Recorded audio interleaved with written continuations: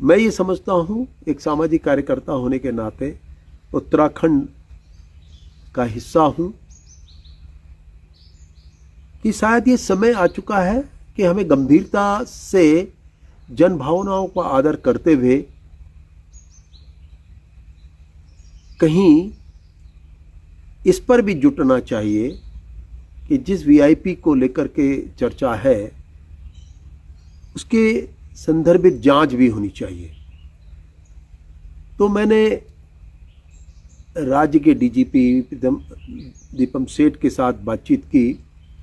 बहुत से मेरे अपने लोगों ने भी मुझसे सवाल भी किए थे और मुझसे पूछा भी था कि आपका क्या सोचना और क्या इस पर दृष्टिकोण है। तो उन सब से मिला करके मैं दीपम सेठ से बोला, अनुरोध किया कि आप मेरी एक कंप्लेन फाइल करें, जिसे वो एफआईआर के रूप में जाना जाता है, और मैं ये अनुरोध कर रहा हूँ कि एक निष्पक्ष जांच हो, और वो जांच हो कि जो जनभावनाओं से जुड़ी हो, जिसको लेकर के सब लोग सड़कों में उतरे हैं।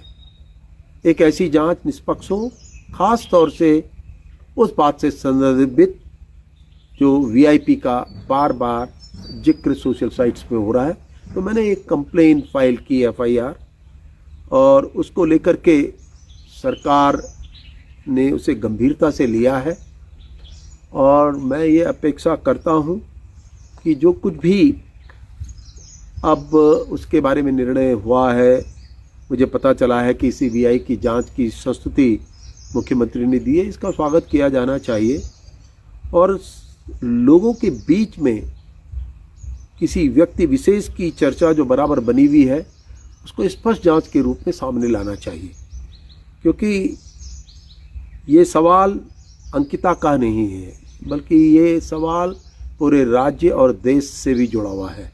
खास तौर से लड़कियों के, बहनों के, बेटियों के अस्मिता से जुड़े हुए सवाल हैं। तो मैंने ये कंप्लेन की है कि इस जांच को निष्पक्ष रूप से किया जाए और उसके अंतिम परिणाम तक भी पहुंचा जाए। तो ये मेरी एफआईआर दर्ज हुई है और मुझे ये सूचित किया गया है कि आपकी एफआईआर पर विधिवत तरीके से कार्रवाई की जाएगी। देखिए, ये प्रेस वार्ता जो है, ये इसमें संबंधित जो एक मुकदमा जो पंजीकृत हुआ है वसंत विहार थाने में, जनपद देहरादून में, एफआईआर संख्या 6/2026 धारा 368 249/45 BNS। इसको शिकायतकर्ता डॉक्टर अनिल प्रकाश जोशी जी ने इसमें शिकायत की है, जो मशहूर प्रणयविद हैं और पद्म भूषण से भी सम्मानित हैं।